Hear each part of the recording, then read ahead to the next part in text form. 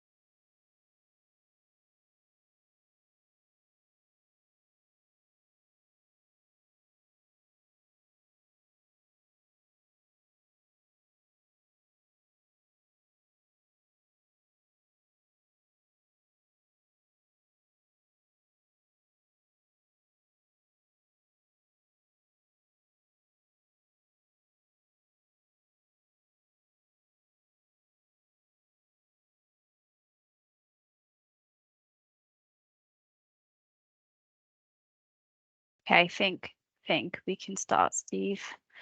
Um, okay, good evening, everyone, and welcome to the second New Local Plan Regulation 19 webinar. So for today's session, we're going to focus on some of those key policies that you had highlighted during the Regulation 18 consultation, looking at what's changed, how we've developed those, and then closing off with some Q&A. So for this webinar, we do have mics and cameras switched off until the presentation has ended. And then if you would like to voice your question, just raise your hand and I can let you in. However, please feel free to pop your questions in the chat throughout the webinar and we will pick those up after we've done presenting. This session is recorded and will be circulated with those who can't join us today and with those who would just like to watch it again. Yeah, so thank you so much, and I'll hand over to Steve. Thank you very much, and a very good evening to everyone, and thank you for your interest in the local plan. My name is Steve Barton. I'm the Strategic Planning Manager of Teeling Council, and I lead the team that's responsible for preparing and producing the local plan. So as Ezra said, I'm going to sort of give you some of the sort of highlights of the local plan, talk about the structure and format, and some of the key issues that have been raised in the various consultations. So just to remind everyone what the local plan is, it obviously is a very important document. It helps shape growth and development in the borough in the future.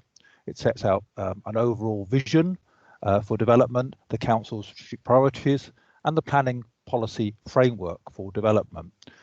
It also creates certainty and confidence for communities, for businesses, for inward investors across our 7 towns. The local plan must be prepared in line with requirements that are set by government nationally and by the Mayor of London, who produces a spatial strategy for the metropolis called the London Plan. The local plan will cover a 15-year period from this year up until 39, and of course the plan must be reviewed every 5 years. Now, some of the highlights then, I mean, it depends on your interests, but certainly the most important thing for me is about place shaping, place making. So whilst the plan will include, for example, quite a lot of site allocations, development sites, we want to know how those particular bits of development within the red line help meet our aspirations for wider geographies. And that is embedded in our approach to the 7 towns of Ealing, aiming to ensure that growth and investment is more balanced across the borough. Active travel, affordable housing, employment and jobs, particularly affordable workspace, a more robust approach to tall buildings, a quite radical approach in terms of climate action, setting clear design principles, and the establishment of a new community infrastructure levy, or a developer tax, if you like, are some of the other key highlights in the plan. Now, the plan is structured in 5 broad chapters plus 2 appendices. The first 2 introductory chapters set the scene, if you like. Chapter 3 is the spatial strategy, which sets out the overall vision and priorities for the borough as a whole. Chapter 4 contains the 7 individual town plans, how that spatial strategy is translated into action at a neighbourhood level, and also includes a suite of site allocations or development sites, those places where growth is likely to take place and will meet the various targets and aspirations set out elsewhere in the plan. Chapter 5 is our set of development management policies. These obviously are used to help determine individual planning applications. And then finally, sitting alongside the local plan is a policies map. And all the policies map does is to illustrate on a map base planning policy designations. And I would refer you to our website to the Atlas of Change, which shows those policy designations that are proposed for amendment or alteration as a result of this new local plan, but also particularly to the interactive policies map, which is a digital tool hosted on our web pages, which will enable you to look at the various geographical distributions of the different policy designations and to see how things have been changed. But it's really important on reflecting on this slide to recognise the role of the London Plan. The London Plan is an integral part of Ealing's local plan, and so therefore policies in the local plan must be read alongside it. And of course there is a requirement in national policy that we should never repeat or duplicate policies in a high level plan, so we don't do that as a matter of course. So starting with chapter 1. Chapter 1 basically provides background information about the process of developing a local plan. It positions the local plan within that wider national, regional, sub-regional and neighbourhood framework. And it's followed by a summary of the steps that were taken in the preparation of this iteration of the local plan, including production of the evidence base and the consultation process itself. This slide then demonstrates the planning framework. I've already mentioned national, which is embodied in the National Planning Policy Framework and associated guidance. The London Plan, which of course was published in 2021. It is also supported by a wealth of supplementary planning guidance. Our own local plan, and then sitting beneath that are currently 2 designated adopted neighbourhood plans.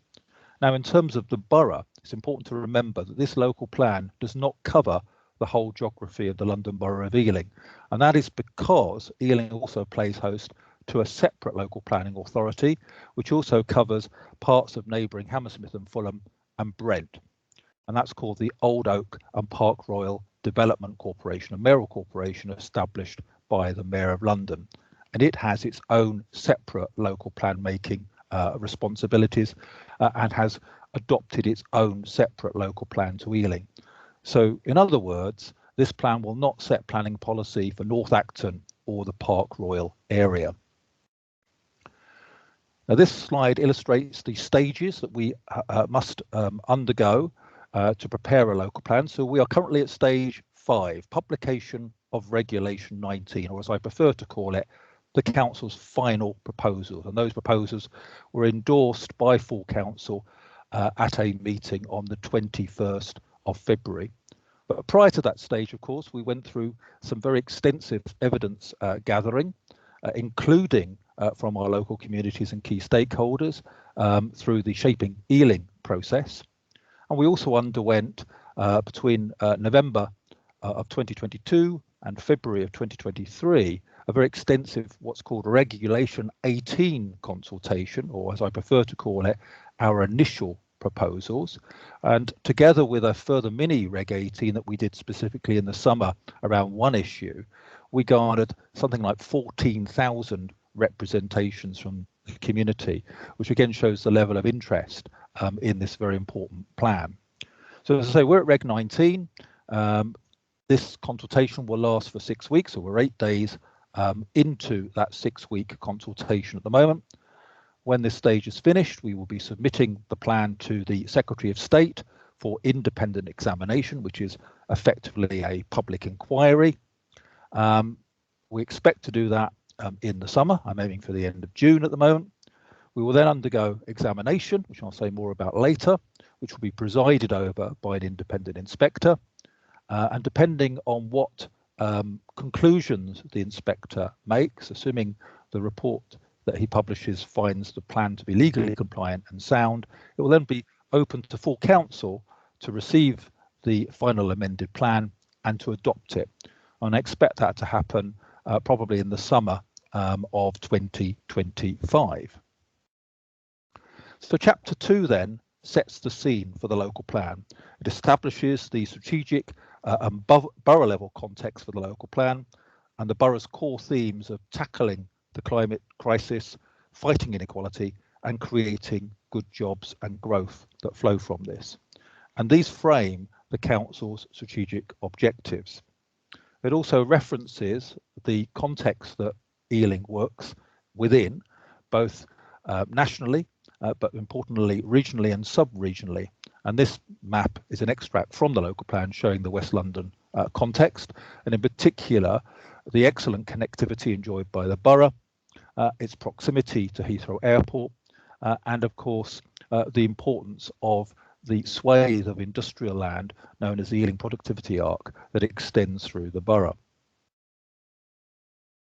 This slide illustrates the priorities that the council has set, and this is embodied in the council plan that was approved in 2022, and as well as the 3 strategic objectives that I mentioned earlier, sitting within that are 9 additional priorities.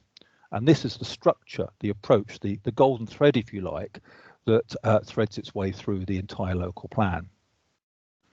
So Chapter 3 is the spatial strategy. Now this is where the plan really begins to get very interesting, because we now start to introduce some real planning policies.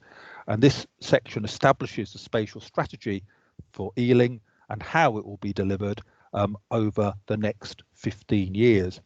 And it responds specifically to and complements Chapter 1 of the London Plan, Planning for London's Future Good Growth, which establishes a series of good growth objectives for London.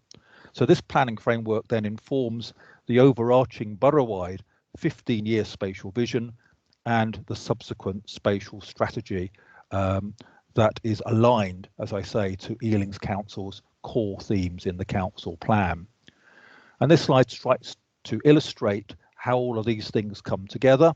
And if you look in the final column, it's embodied in a series of spatial place-based interventions, which talks about the major focuses of development, both geographically and in terms of growth corridors. And this slide illustrates the vision set out in the local plan. I'm not going to go through all of this in detail, but in essence, the core of the vision is to ensure that growth across the borough is more balanced, that no town is left behind, and no town does a disproportionate share of the heavy lifting, that everybody is able to share in the benefits of future growth and prosperity. But it also takes on board some of the other key themes around affordable housing, about supporting active travel, a fairer start, and the other objectives that I've just referred to. And this is embodied spatially in a key diagram, which shows again those broad geographies which are expected to be the recipients of much of the growth and development in the future. And you'll see that these broadly correspond to the town centres in the borough, but with the addition of 2 new focuses around the existing White Hart roundabout in Northolt, and also a new neighbourhood centre in Perryvale, located next to the station and its environs. So looking at chapter 3 and what's changed in these final proposals from what we published way back in November 2022 at Reg 18, this slide seeks to illustrate some of the important changes. And we've strengthened the policies around climate action. We've made provision in particular for a new circular economy hub in Acton to support waste reduction. We frame the creation of a new Ealing Regional Park along the Brent River Valley, and the creation of a new outdoor swimming facility in Ealing. It also sets out the borough-wide infrastructure schemes which are deemed necessary to support future growth. It clarifies what our housing delivery targets will be and how we intend to maximise affordable housing. It clarifies that the identified future need for gypsy and traveller accommodation is for 6 additional pitches. In the later part of the plan, we will identify where we think that's best located. And we also have decided not to proceed with the original proposals regarding changes to Greenbelt and metropolitan open land designations. And this is a consequence of objections raised, including by the Mayor of London. Boundary changes, though, are still proposed, and again reference the Atlas for Change or the interactive policies map as I indicated before. But where those changes are proposed, they are either for sites that have been specifically identified for development and have been allocated in the local plan, or where there are some boundary corrections which reflect the current reality and use of sites. So, for example, on this slide, you'll see the A40 at the moment is designated as metropolitan open land, which I think is quite bizarre in my view. And you'll also see there a picture of the Kellogg's building, which is a development which has taken place in North Greenford, and clearly, obviously, doesn't meet, in my view, the tests for metropolitan open land. So moving to chapter 4, this is very much the meat of the plan, if you like, in terms of the page count. This is where we illustrate the policies and proposals for each of the 7 towns, and associated with those are the schedules of site allocations or development sites. And it's based on the premise that each of those 7 towns has a very strong local identity with a unique character and with unique sets of challenges, priorities and opportunities. And again, going back to the vision, we want all of our 7 towns to contribute towards the future prosperity of the borough. We want to ensure that growth and development is more balanced across the borough than perhaps it has been historically. Now, it's not my intention to go through each of the 7 towns today, because we only have roughly an hour, but I would urge you to go back onto our website and have a look at some of the webinars that are planned in the next 2 weeks, because we'll be doing an overview of each of the 7 towns. So, feel free to come and join us and register for one of those future webinars. But just to say about the town plans are divided into 4 broad sections, some contextual information, some of the key challenges and opportunities that those towns face, much of which have been garnered from the feedback that you gave us through the initial Shaping Ealing consultation that we conducted in 2022. It sets out a broad town spatial strategy, including a vision for that town, articulating how the borough-wide spatial vision and spatial strategy is translated into town-specific policies, guiding future development and investment in those geographies. A series of very specific town-specific spatial policies, setting out detailed policy related to specific areas within each town, opportunities again for further investment and development, and then finally the set of development sites, those areas, those sites which we think are critical to the delivery of the spatial strategy overall and addressing the borough's need for things like new affordable homes, employment space and necessary infrastructure, for example. So in chapter 4, this slide tries to summarise some of the key changes we've made then since initial proposals and these now final proposals. So for the town plans, we've reconfigured and strengthened each of the town spatial strategy policies so that they now reflect the priorities set out in the council plan more closely. We've also set out key infrastructure delivery priorities for each of the geographies with an amended spatial strategy diagram, key diagram for each of the towns. We particularly strengthened the policy E2 on Ealing Metropolitan Town Centre, and we've added new policies for the industrial estates in Greenford, Northolt and Perivale. And for the development sites, we consulted on 118 sites at Reg 18. 40 of those sites have not been carried through into Reg 19. 4 entirely new sites have been added, mainly arising from the call for sites that we were required to undertake at that stage, making a revised total of 82 sites which make their way into the Reg 19 plan.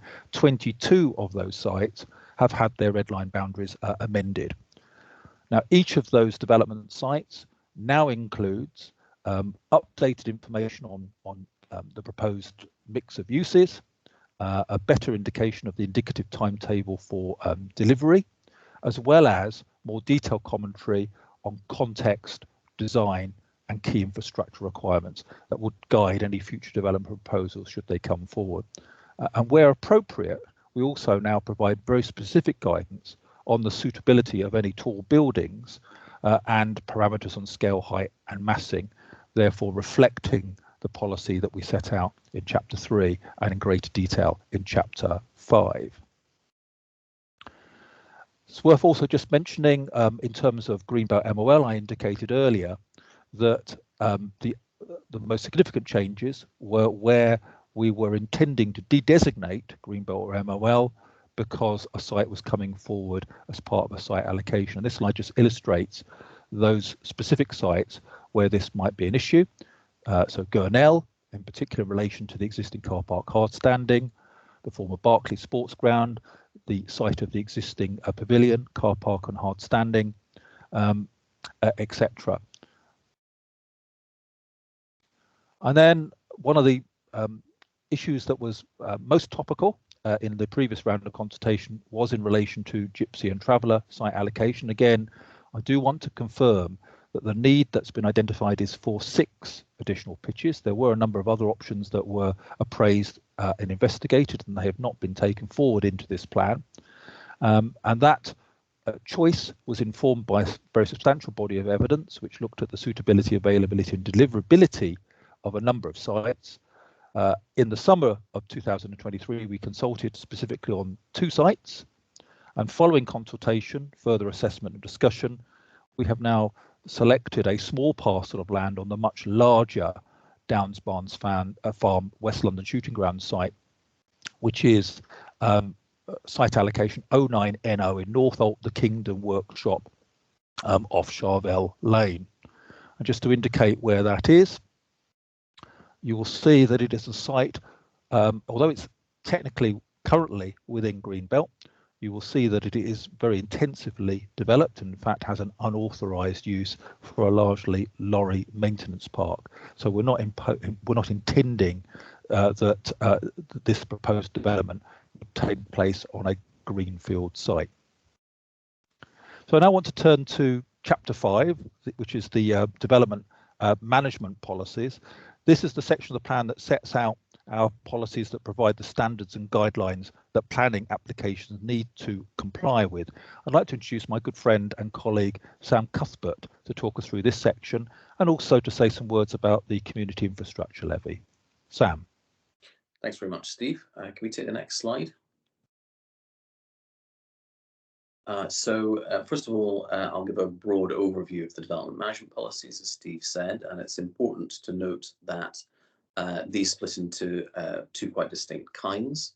The first are local variations, which attach directly to existing London plan policies and add local detail or context to those, or within the scope of those policies, provide for a distinctive Ealing approach. The other are entirely new local policies, which we've added either where it's structurally clearer to do so, or in some occasions where we're introducing an area policy not necessarily anticipated by London Plan. So it's fair to say these policies cover a pretty broad range, from the design policies at the beginning, which include the design and amenity policy, a general catch-all, if you like, for the impacts of development and the quality that we expect from development, and also including tall buildings, very much a design and context policy. They do also include a number of technical policies around, for example, the delivery of affordable housing and other aspects of housing delivery, including large-scale purpose-built shared living, a very distinctive form of living, form of housing, and one which we've seen quite a lot in Ealing over the last few years. Also introducing a small sites contribution, quite relevant to the council's overall affordable housing ambitions, given the pattern of delivery that's anticipated. Notable policies on industry and employment as well, including an affordable workspace policy, which has been refined since the Regulation 18 draft that many of you will have seen. And again, a suite of policies responding to the London Plan requirements and opportunities to cover the industrial, logistics and employment functions of the borough. There are a number of policies also covering open and green spaces, which complement in many ways the review that's taken place of those spaces and the other aspects that Steve mentioned around, for example, Greenbelt Review, through to a whole suite of policies, entirely new policies to this local plan, which cover various aspects of energy efficiency, embodied energy, etc. And again, those have been broken down to separate policies, partly to reflect the London Plan approach and partly because of the technical nature of the plan. Finally, two policies related to the funding of the plan itself. One, funding the local plan, which effectively is a peg for the SIL policies, which I'll talk about in a moment, to hang from. And finally, an enabling development policy to clarify exactly what and where that may be appropriate. Next slide, please. So in particular of those, I would pick out the strengthening of the affordable housing policy to draw to your attention, which includes revisions to the wording of what affordable housing will constitute in the borough itself, again picking up on points that were raised in Regulation 18. Also clarifications to the affordable workspace policy, quite a technical policy, unavoidably so, and we've made an endeavour to make sure it's as clear as possible based on the responses that we had in the last consultation. We've also added a new policy to consider the impact of any development proposals, specifically on visual openness of green and open spaces, again reflecting the holistic approach that we've taken in reviewing those spaces. And similarly, we've set out what was previously a placeholder policy in Regulation 18 local plan. We set out the actual draft urban greening factor, which articulates precisely what that will mean in Ealing.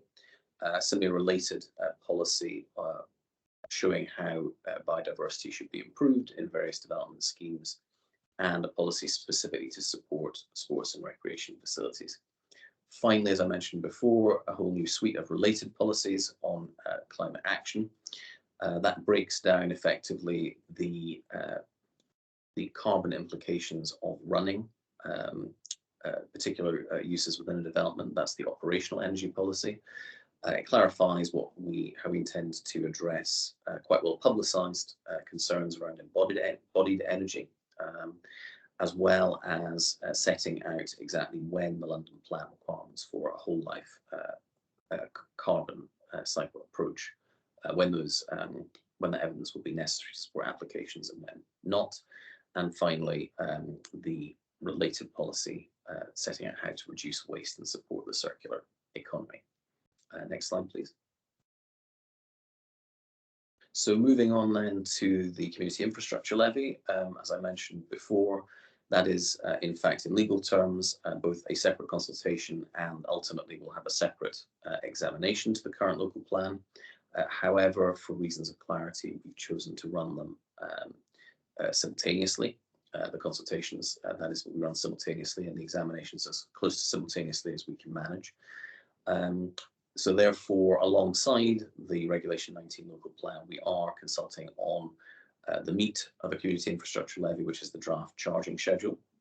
The purpose of the SIL overall, as I'm sure many of you are aware, is to gain financial contributions from particular types of development which will help fund strategic infrastructure projects and support the growth that's identified in the local plan itself.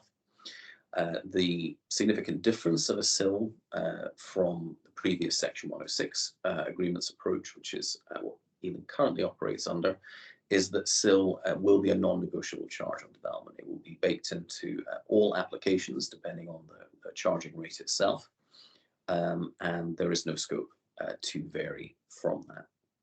Section 106, however, will still be used for site-specific mitigations, so that's one of its current uses, and also for existing major non-infrastructure requirements, particularly affordable housing. That would be the largest in financial terms, but also skills funding as well.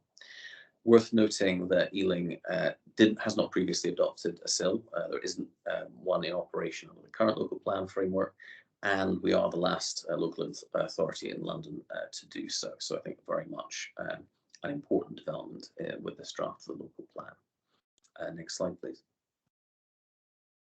So going then into a bit of the detail on what's contained in the draft charging schedule, worth setting out that effectively it is a response to identified infrastructure requirements. Those in the case of Ealing's local plan are identified in the infrastructure delivery plan, and the main piece of evidence supporting the proposed charging schedule is a whole plan viability study, which looks effectively at the policy, if you like, the policy on costs, so the costs of all the other development management policies I've just run through, and then the residual that is available to pay for this infrastructure requirement. The schedule itself is subject, as I said before, to separate consultation, although albeit contiguous with the local plan, and ultimately a separate independent examination to consider the relevant evidence and any proposed changes that come through the consultation itself. Inevitably, the final charges need to be a balance between the level of additional investment required to support development and the residual viability, the monies available from the development of individual schemes to support that. And other than affordable housing, it would undoubtedly, the SIL charge that is, would undoubtedly have the greatest effect on viability of any other aspect of the plan. So that's a central consideration. Once the charging schedule is adopted, it will be the primary mechanism to raise funds, particularly for strategic infrastructure, although pooling may still exist under certain circumstances, particularly if enabling infrastructure, which is not anticipated by the IDP, comes forward at some point in the future. And finally, as I said before, affordable housing itself and any non-infrastructure requirements would continue to come forward through Section 106 agreements. Next slide, please. Turning then to the detail, and I don't propose to talk through this, although very happy to take any questions on it. The table set out on the screen in front of you is an excerpt from the charging schedule.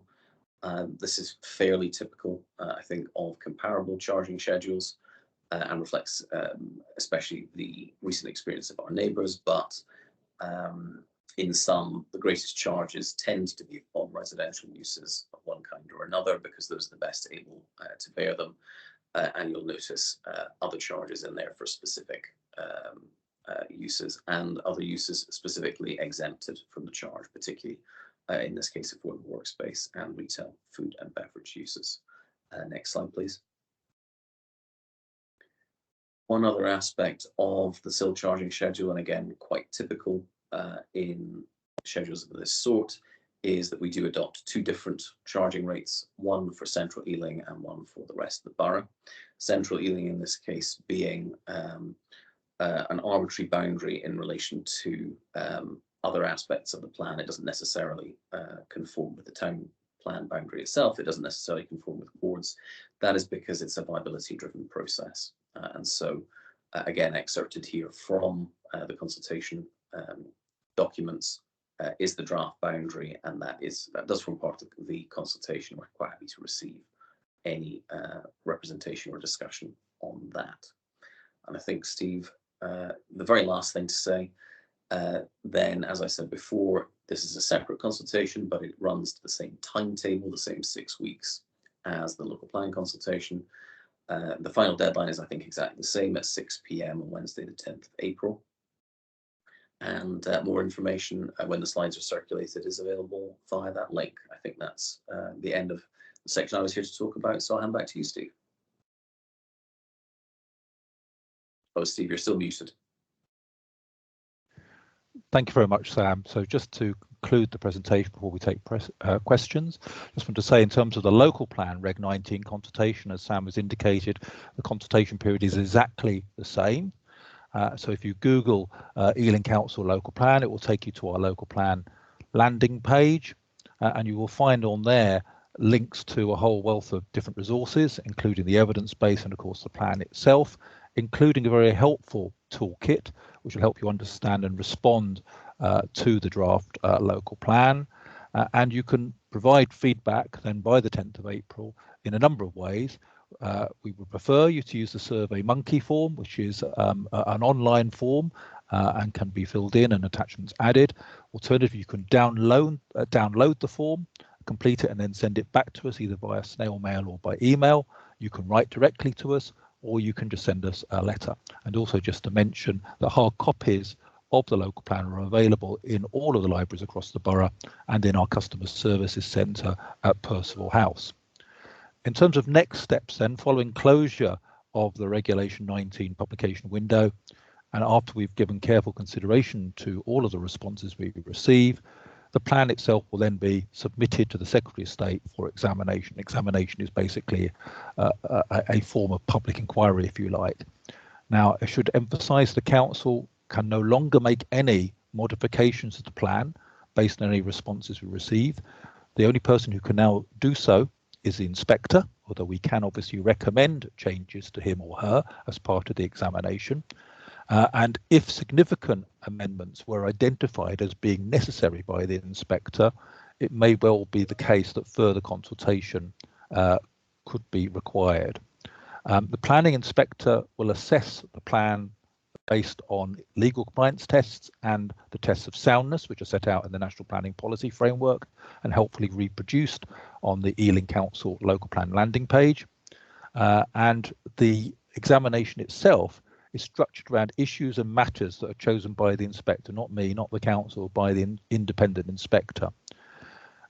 Now, the inspector will own and manage the examination process, so anything I now say really is entirely speculative, but I anticipate that public hearing dates would likely follow towards the end of this year, perhaps as early as autumn, or perhaps more likely in winter, possibly this side of Christmas, or at the latest early in the new year.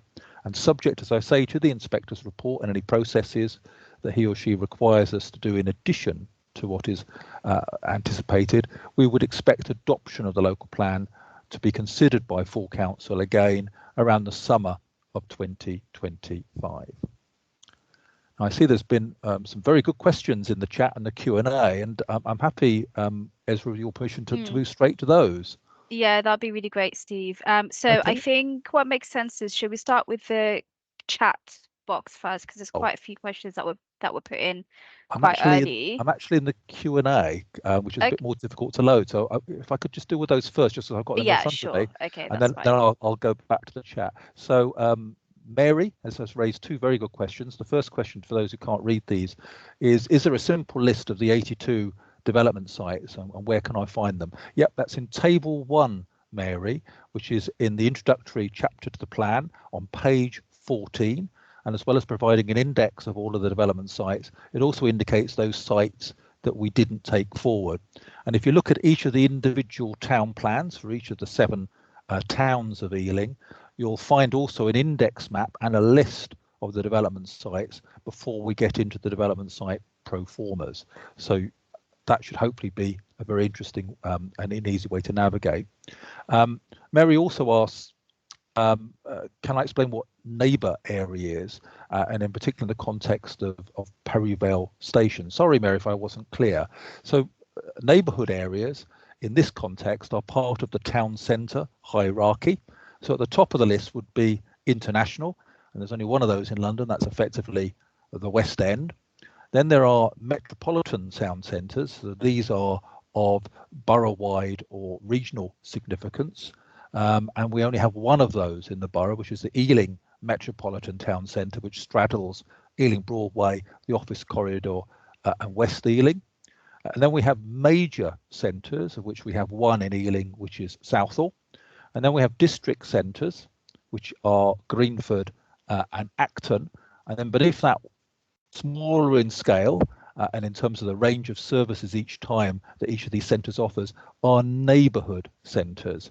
And as part of our broad strategy of trying to provide a broader range of services geographically closer to local communities, we've suggested creating 2 new neighbourhood centres, trying to expand the range of retail, community and other infrastructure within those neighbourhoods. One at the White Hart Roundabout, which is in Northolt, and the other broadening the range of services available to locals living near Perivale Station.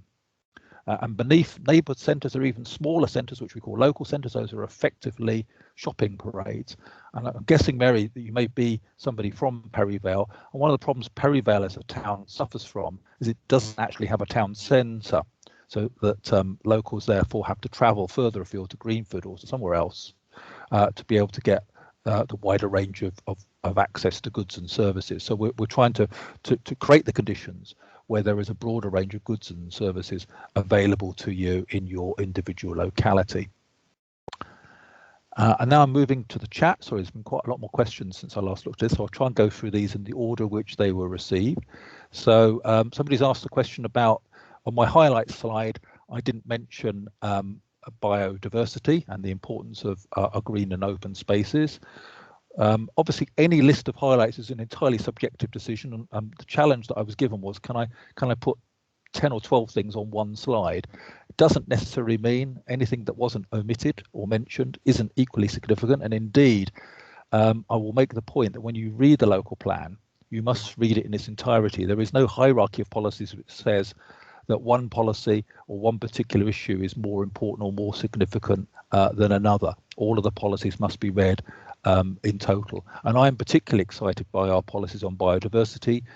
We obviously have embraced the announcement made by government in terms of the new measures that authorities can now implement, but we've gone further. We've set more challenging targets for achieving biodiversity net gain in the borough.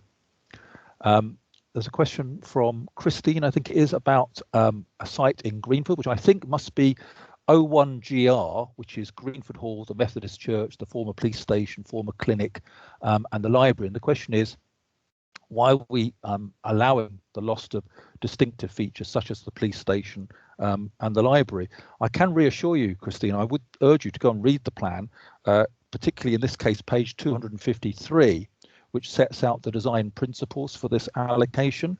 And at the heart of the allocation is a requirement that any future development for this entire site should establish a heritage-led master plan to ensure that the approach to uses to buildings and spaces are repurposed or redeveloped and integrated in a town centre in a cohesive and sensitive manner, and specifically in relation to the library, that it should be retained together with the former medical centre, which is a private residence. So hopefully some measure of reassurance, but do have a look at that. And again, happy either offline or later in this meeting to deal with any further points of clarification, or of course to receive your feedback as a representation. So the next question, sorry, these are questions now which I hadn't noticed before, so I'm just assimilating. So there's a question here, perhaps Sam, you could pick this one up, which is on housing opportunities for younger people, first-time buyers as part of new developments. How are we seeking to tackle that? And presumably that's wrapped up with our broader aspirations about providing more affordable housing and particularly social rent products. Sam? It is, that's exactly right. So in fact, I'll take this together with the, not the next question, but the following one, which talks about housing, not just for young people, but also for families, and comments on the fact that we seem currently to get a lot of 1 and 2 bedroom flats, not necessarily what people in families want. So this is covered, and I direct your attention to policy HOU, which is one of the development management policies I touched on briefly in chapter 5. Policy HOU is the affordable housing policy, has a number of sort of technical aspects which are necessary to make it work, particularly in relation to the London plan, but also various national regulations about how we assess what's affordable and how we therefore secure that. I don't think we have a copy to put on the screen, but I can read sort of the main points. I do actually, Sam, actually. Do. Excellent. So yes. Almost at that one. Chapter HOU. So this is an excerpt from the policy wording. As you see, the main components of it are a strategic target of 50%, which is common for Ealing with the rest of London. So effectively, our overall objective as a result of development across the plan period, not just in any one year, but by the time of completion of the plan, is that all housing delivered, 50% would be affordable across the borough. Of that 50%, we anticipate that 70% will be what we define as low cost rented at social levels. And that wording is the new wording in this policy from Regulation 18. That's the clarification about the type of housing we expect to see provided. And the remaining 30% of affordable would be intermediate provision. So that is more like products in the past, like shared ownership, for example. Not that that will necessarily be affordable in most of Ealing, but it is not. It's not rented specifically, and it's not the most affordable of affordable accommodation. It's effectively based on needs. So, and also finally, which is I think the point most relevant to these two questions, perhaps a slightly cryptic reference for those not initiated to an appropriate mix of tenures and unit sizes. Now, the previous plan, or indeed the current plan, if you look at it, goes into defining what that mix of tenures and unit sizes would be. This time around, we've chosen quite deliberately not to do that, simply because housing needs are updated more frequently than the local plan, and any particular guidance we provide on tenure and sizes would become out of date prior to the publication of a new plan.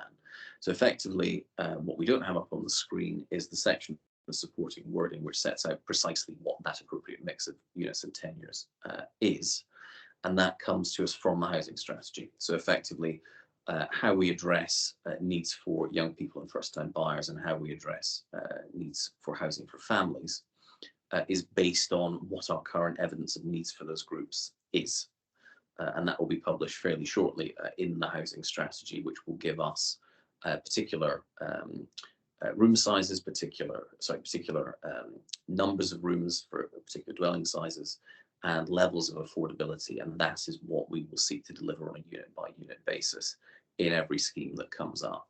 So the distinct feature of this policy as opposed to the current local plan is not that we have a fixed percentage that we aim for and sometimes miss, inevitably because different sites have different requirements, but rather that we have a list of the total types and levels of provision,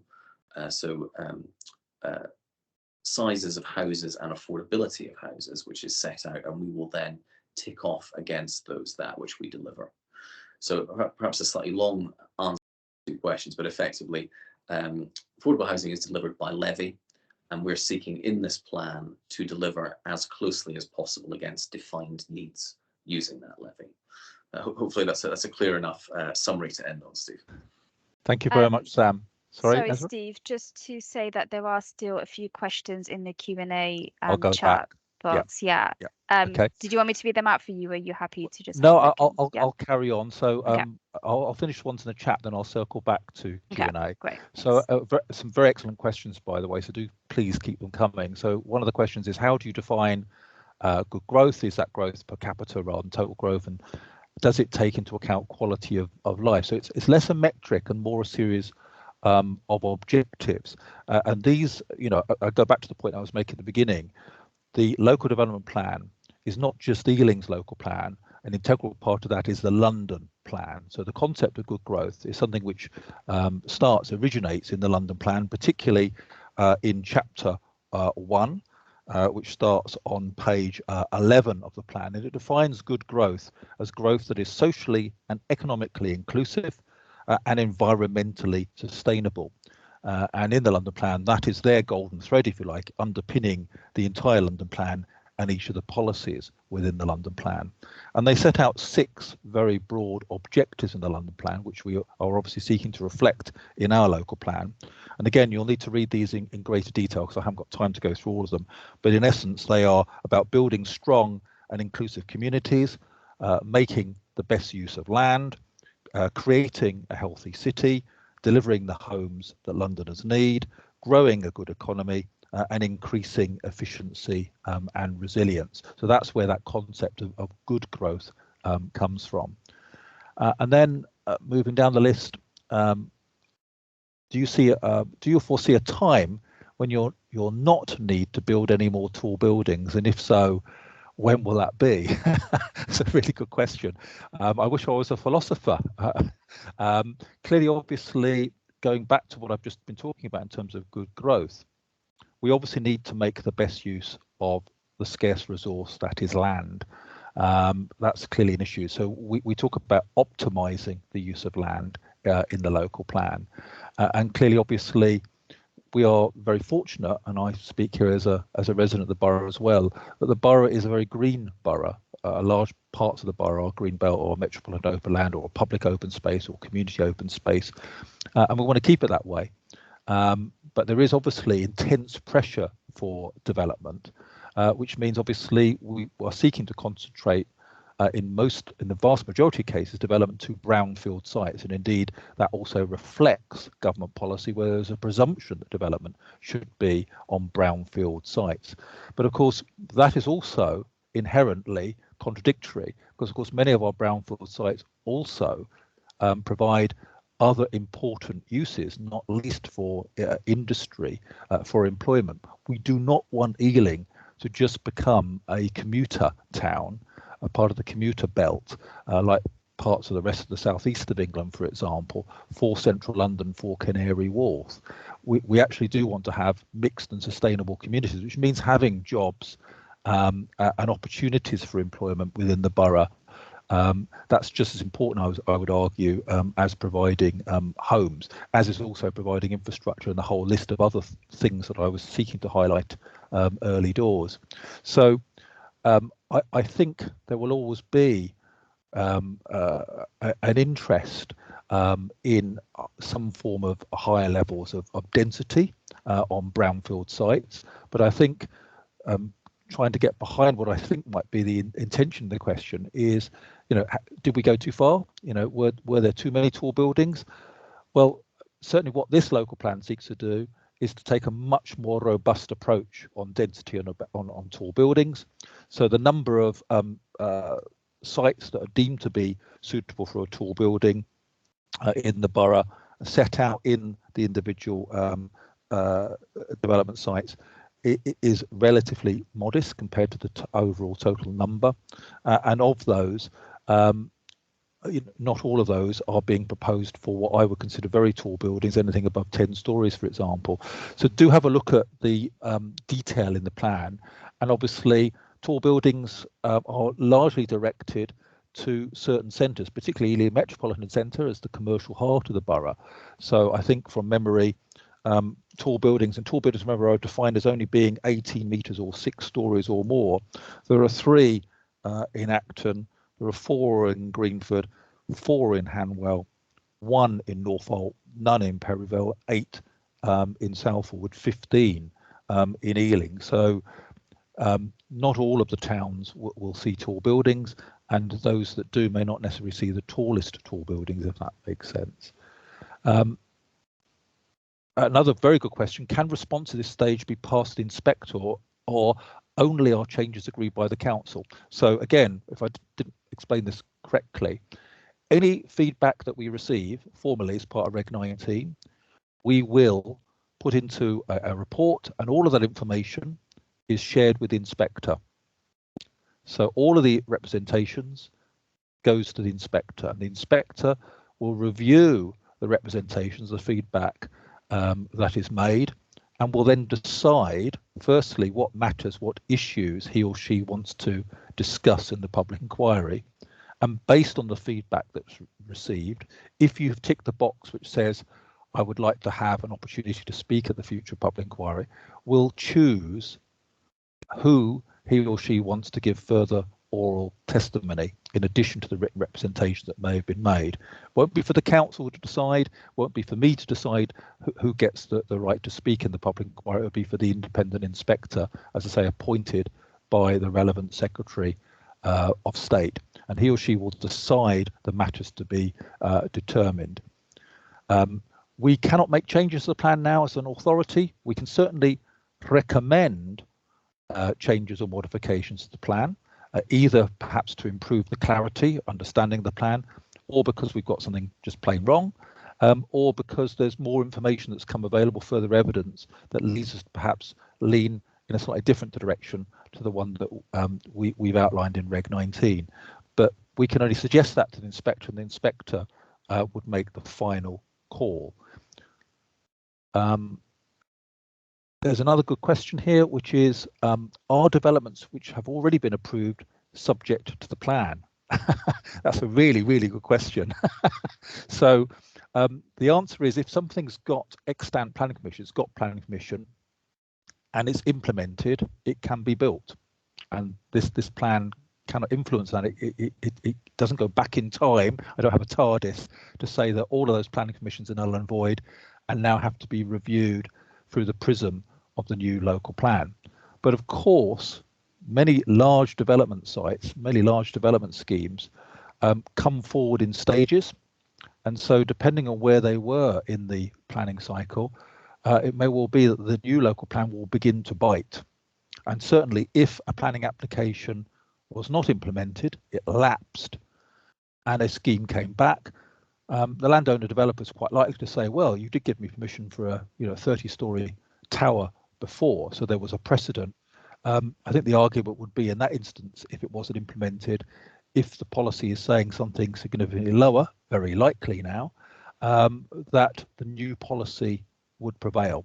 And the simple reason for that is that we still operate within a planning system that is plan-led. So what the plan says is relevant. So slightly complicated answer to your question. So if something has got consent and is being implemented, can't change it. If it comes back for alterations or amendment, then the new plan policies may well bite, and it will depend on the circumstances. I think that's all the questions to chat. I'm just going back to Q&A now, so just bear with me while my computer loads. It's being very slow. Okay, so there's a question here from Steph, how we're planning to reduce, I think it's traffic and congestion, and make the area better for cycling around. And I agree with you, Bilton Road and Aintree Road, really good examples.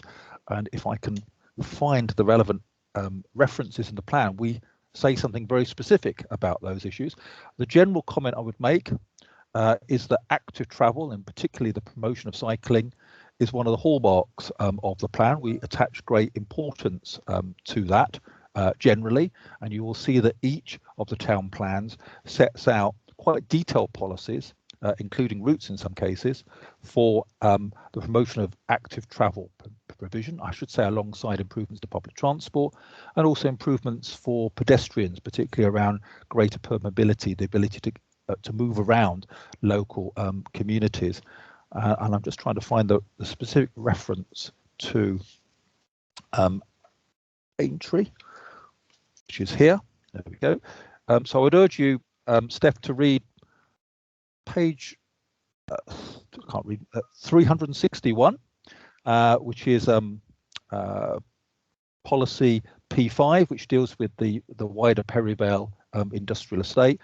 Lots of other things in there, but it specifically talks about improving the quality of public realm and active travel routes, particularly connecting the area around Perivale Station to the wider residential areas, the industrial estate, and to explore opportunities for active frontage to industrial units, particularly along Aintree Road, where these can showcase existing industrial uses and contribute to facilities for local people and workers. But that's a classic example of where we have conflicts between competing demands for road space and how it's really important to try and come to a much better balance.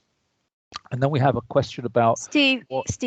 Sorry. Can I just say, because I think you're going in reverse, so there are actually some older questions. No, that's okay. So I've already given Sam one question to answer on policy HOU, so he's going to come back to me. There's one from Robert on our developments which have already been approved subject to the plan. So again, that's very similar to the question I've just answered. So basically, if something's got extant planning permission, if it's already got planning permission, and the developer implements that permission, there's nothing to stop them proceeding. Clearly, as I indicated before, if they don't implement the permission and it lapses, then obviously, and they came back in, or a new landowner came back in with a new development proposal on that site, then obviously the policies that will be used to determine that planning application will be the policies in the new plan. Okay, so sorry if that's a slightly confusing answer, but it will depend on the circumstances. Okay. Okay, what's the next question? So why are there no indicative capacity figures for individual sites? The mayor has asked for this, and other boroughs provide them. Well, we do. We provide something. I would have a look on our evidence-based page. We have produced a position statement on the 5-year land supply and housing trajectory, and we've published in particular indicative figures for the first phase in the local plan, and we've provided aggregate data for subsequent phases. We haven't published indicative figures for individual site allocations in the plan, and I think there's an inherent danger in so doing, because if we said, for example, site X should have 100 residential units, the reality is developers will often take that as an absolute minimum. And there are dangers associated with that, because of course the amount of capacity that a site can hold depends on a whole range of other factors, not least the quality and excellence of the design and how that development is complemented by, for example, the provision of amenity space, green space, and a whole host of other policy objectives. And so there is the danger that if you are saying that a particular site which doesn't currently enjoy planning permission must deliver X or Y, that then becomes a minimum threshold and could prevent a wider discussion about quite viable alternative design outcomes and choices. So we don't publish indicative site capacities for individual sites other than those that we're required to by law as part of the 5-year land supply, but we do provide aggregated data for the rest of for the whole of the borough and for individual geographies, all in that position statement. It's quite a weighty, quite a technical report, I'm afraid, but it's got a wealth of information. So Ezra, where do you want to go next? Perfect. And then lastly, Steve, from Caroline, West Ealing is the town centre, so why isn't it a town? It doesn't enjoy a proper plan. Yeah, I mean, that's a good question again, but West Ealing is part of, remember my answer to one of the earlier questions, I was trying to explain the town centre hierarchy from the West End all the way down to local centres. That hierarchy is something which comes from the London plan. So we can obviously tinker particularly with some of the boundaries and with some of the local neighbourhood centres, but the broad classification comes from the London plan, and particularly metropolitan town centres where the boundaries are determined as part of the London plan. So West Ealing, as I indicated earlier, together with the office corridor and the area around Ealing Broadway station, they are all part of the same town centre. And so what the policy is attempted to do, because obviously I understand I'm a former resident of West Ealing myself, clearly obviously the challenges and opportunities faced by different parts of the town centre are very different. And certainly West Ealing could do with some investment, certainly to broaden the range and mix of uses. And the policy attempts to do that, and that's also reflected in the aspirations set out for the individual development sites in West Ealing and how they will then contribute to our wider place shaping ambitions for the metropolitan town centre as a whole, but also for West Ealing. Okay, thanks, Steve and Sam. I think that's it. I think we can wrap up. And if there are any more questions, please feel free to email us. And like I said, we will be circulating the slides and the recording of the session with everyone who's joined today, as well as everyone who couldn't join us. So just to mention, as Steve already said towards the end of the presentation, we do have town webinars next week and the following weeks after that. The first one is Southall, which is on Monday. We have one at lunchtime, so from 12 to 1, sorry, and then from 6:30 till 7:30 for those who can't make lunch. So please feel free to go on the New Local Plan page and sign up to those webinars. And yes, thank you so much for joining us, and we hope that you can send in your representation. If you do have any issues, please do email us at localplan@ealing.gov.uk. Thank you. Thank you so much for your interest. Thank you so much. Good night.